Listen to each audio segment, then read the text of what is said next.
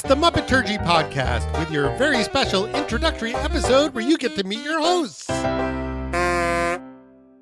Hey there, everyone. Welcome to our very first quasi-episode of the Muppeturgy Podcast. I am David Levy, and I am very excited to get things started. So without delay, we're going to go around and introduce ourselves, and I'm going to call on you in the order that you appear on my screen. Adam, you go first. Hi, I am Adam Grossworth. What else would you like me to say? Tell us a little bit about yourself, who you are in the world. Oh, sure. I work in theater. I used to be a stage manager, so I guess a scooter in Muppetland. I now work for a nonprofit called the National Alliance for Musical Theater. I like the Muppets a lot. I'm happy to have a project during the pandemic, so thanks, David. And here we are. Wonderful. Christy. Hi, I'm Christy Bauer. I'm a writer of musicals for the stage and screen. So I think I'm more of a Kermit in the world. I think my life path was pretty much set in motion by the Muppets Take Manhattan. So yeah, I'm thrilled to be here. Wonderful. Welcome. And Michal. Hi, I'm Michal. I'm a writer and producer of mainly kids podcasts, and I wear too many hats in life in general. I do a lot of dancing when there's not a pandemic and puppet building and who knows what else. But at my job, I'm probably more of a Kermit, writing scripts and making sure things happen. Personality-wise, I'm probably more of a Fozzie. I buy it. Desperate for acclaim.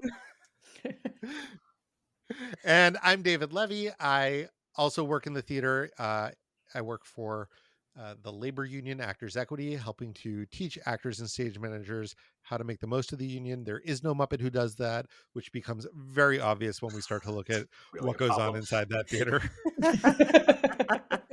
There's no HR on the Muppet Show. That said, I do have a history as a producer and host of Cabaret, so I guess I have a little bit of the Kermit in me as well.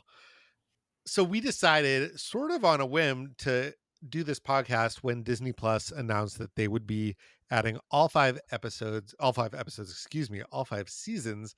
of The Muppet Show to their streaming service this February.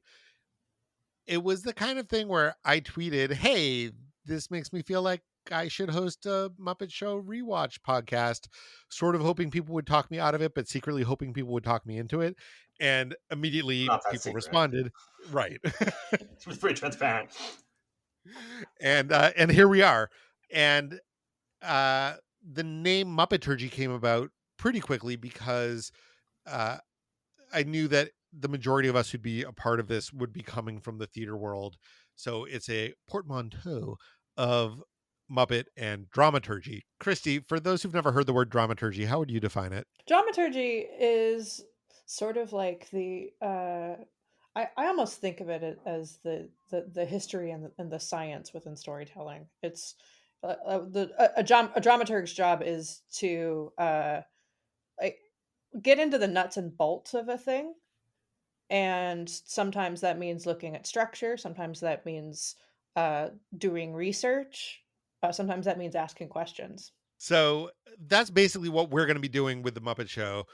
We all have different histories with it, which we'll get into in a second, but we're approaching it both with inquisitiveness to say, how does this work when it works? Why doesn't it work when it doesn't work? What are the influences and histories behind the different sketches and songs? And how does it fit into a bigger picture in the world of the Muppets, in the world of pop culture, in our own lives? And hopefully that will distinguish us a little bit from all the other really terrific Muppet podcasts that are out there who we look at as our inspirations, not our competitors. We love you guys. Please don't be mad at us for joining the scene. So let's talk a little bit about what each of our own histories is with the Muppets. Michal, do you want to kick us off? Okay, so I was born in 1983, so I was a little bit too late to enjoy The Muppet Show during its original run, but it was on in syndication when I was in my early childhood. My parents taped a few episodes off TV. They taped The Muppets Take Manhattan off TV, so we were watching those plenty, although I will say some episodes more than others because we had one tape full of Muppet Show episodes that got stolen out of our house along with the VCR that it was in, which Oh was very no. sad for all of us because you can replace a VCR if you have the means, but you cannot replace a tape full of episodes of The Muppet Show, or at least not in the early 80s. So there were a handful that I watched over and over again, but not as many as I could have. The Muppets and Sesame Street always resonated very strongly with me. There was something about this combination of earnestness, but also this uh, total meaninglessness. So, this nihilistic approach where it's like, we might as well blow things up. I believe in both of those things very strongly. So that always resonated with me. It meant that I found a home for myself in the online Muppet fan world in the early 2000s, especially with the Tough Pigs website and forum. So I also want to express my love for all those guys and their website and their podcasts. And yeah, I was such an ardent Muppet fan and Sesame Street fan that I ended up going into children's media as an adult. So it is very much a part of my life. Wonderful. Christy. So I've been sitting here thinking, trying to remember if there's a moment at which I became aware that the Muppets were a thing, because in my memory, the Muppets have always been a part of my life. Uh, I spent most of 1987 demanding to be called Ernie. uh, I should probably point out I was 3 at the time. I was born Did in it work? 1984. It did. Yeah, no, my parents called me Ernie, and we Huh? got really strange looks in public, but it was the only thing that I would answer to. So yeah, so I think Sesame Street was my way in, but I also, was a second generation fan. My mom was in high school when the Muppet Show started, so she was already a big fan. And like I previously mentioned, the Muppets Take Manhattan pretty much, I think, determined my life as a person who is trying to get musicals made in the world. So yeah, and I'm with you, Michal. There's a sort of like, chosen family of people with nothing to lose quality to the Muppets that really resonates strongly with me. Excellent. Adam. So I think I know I'm the oldest among us by a couple of years. I was born in 1975, and I grew up in New York City, sort of a classic 80s latchkey kid. So I was sort of raised on and by Sesame Street and the Muppet Show in a lot of ways. So I definitely grew up like Christy, sort of just remember the Muppets as always being there.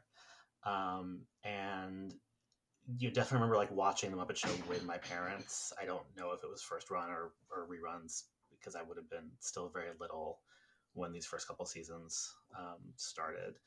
But like definitely there were a couple of shows. Really, the Muppet Show and MASH are the things I most remember watching with my parents as a little kid.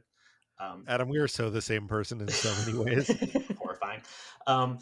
But I also have like kind of a bad memory. Like still, this is just generally true. So it's weird now, like watching like the things that fully imprinted on me that maybe I only saw once, but like I see it now and I'm like, oh yeah, that sketch. And then the things where I'm like, I've never seen this before in my life, which I know is not actually true.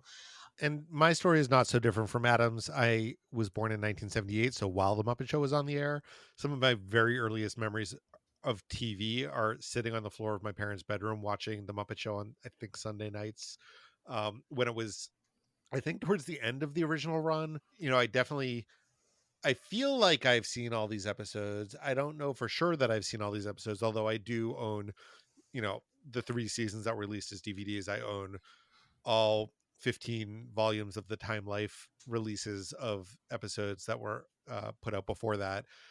When I was in high school, I had the VHS tapes of, there were 2 like best of the Muppets compilations plus the Halloween compilation that had the Vincent Price and the Alice Cooper episodes. So all of this stuff is just sort of like jumbling around in my head.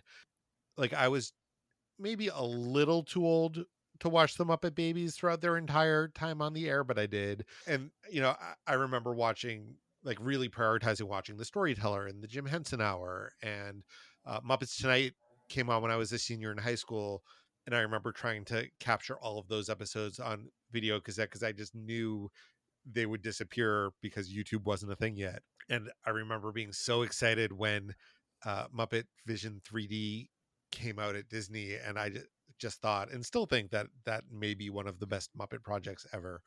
I did get a little disillusioned after Jim Henson died. I had to learn to like and still don't fully love the movies that came after his death. Like Muppet Christmas Carol is fine. Treasure Island I have not watched in a long time, and I'm a little bit afraid to, etc. But I also, I think, was one of the people who was quickest to say, like, okay, it's gonna be different, and I'm willing to accept it as different and what different might be.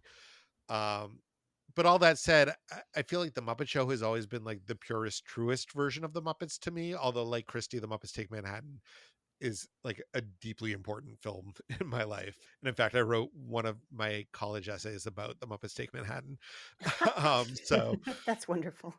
yeah, not my entrance essay, but like the essay to get into the arts program, which was successful. So, I owe it that. And I also, like, I grew up, I'm pretty sure I had a Rolf doll when I was very little, and I definitely had Kermit dolls when I was older. And I remember when the Muppets put out their first CD-ROM that I had that video game, and it was really exciting and I loved it. And I really tried to get my hands on everything I could. And yet, I think, like Adam, I don't think of myself as a Muppet expert. I think of myself as more of a fan than average, but I am in awe of the people who really have encyclopedic knowledge of this. Like that is not where I come from. And I say that also to sort of excuse that as this podcast goes along, like this is going to be like fairly research informed, but like we're going to get stuff wrong and we're going to miss things, and like that's okay. We're all learning together, and feel free to yell at us, and we love to do corrections. This is not a know-it-all podcast. This is a appreciation podcast Well until we know it all. So let's talk a little bit about this project and what each episode is going to be like, to the extent that we know, because we're still figuring it out. Adam, since you sort of outlined this for us, why don't you walk us through it? Oh, sure. You can't really recap a variety show. I mean, we could, but no. So we're gonna just sort of break down each week, talk about the guest star a little bit, talk about the songs, some of the vaudeville traditions, talk about, the introduction of characters and sketches that would be recurring, and then just sort of what we liked, what we didn't like, and go from there. And we'll see how that goes. We're clearly figuring this out as we go along, in case you couldn't tell from this. And we'll see. Originally, I think we had thought about tracking the development of the characters, but that's almost impossible because there's not necessarily an order. So like there's sort of broad development, like season to season, but take Scooter for example. He shows up, and then 3 episodes later, by some standard, he's introduced. Right. and like and Miss Piggy, who probably changes the most of any of the main characters over the course of the show and over the course of the first season, it's really hard to track what their thinking was because it wasn't necessarily a linear progression. And like that's fine. We'll note it. Yeah, it's but the Muppet Show. It's not Mad Men. Like, we're fine. And we welcome your feedback. We have very excitedly already set up lots of different places where you can tell us what you think. So if you have ideas or requests or complaints or questions, etc., you can find us on Twitter, Instagram, and Facebook, all at Muppeturgy. We have a website, muppeturgy.com. You can email us, podcast@muppeturgy.com. You can track us all down individually. Michal, you're not on Twitter, are you? I once started a Twitter account. I don't really use it. Thanks for asking. I mean, bless you for that. Bless you for that. The dream. Adam and I are on Twitter a lot. Christy's on Twitter a little bit. A little bit. But we've also set it up so that if you tweet at Muppeturgy, we will all see it in our Slack because this is the 21st century. Any final thoughts from anyone? I am interested to see how these episodes hold up overall, because as you just mentioned, it's the 21st century. A lot of time has elapsed since these aired, and some of these sketches would not get made now. So I want to see how Disney treats that. But I also am curious to see whether we even get all of the content that we've been promised, because Disney has been teasing us Muppet fans for literally decades. So Yeah. this is going to be a fun thing to discover as we go along. I assume part of the reason that they stopped the DVDs is music rights, which always seemed weird to me because it's a sketch show. It doesn't matter. I mean, it matters to me, but like ultimately, who cares? Like, drop a sketch if you have to drop a sketch. So yeah, I'm wondering if these are going to be incomplete in some way. But we'll find out. Yeah. We're recording this the weekend that Dinosaurs dropped on Disney Plus. And it looks terrible. Like, show quality aside, like it just looks really bad. And I think the Muppet Show has been better preserved than Dinosaurs was, but it is a 40-year-old show, so I'm curious to see how that digital works out. Well, stay tuned. Oh, and then the other thing just to mention is that we'll have some bonus goodies to throw your way. Watch our socials for that. I'm already planning on making podcasts. Sorry, this is a podcast. I'm already planning on making I'm going to make a podcast about our podcast. It's like when you do a DVD commentary about the DVD commentary. There will be playlists.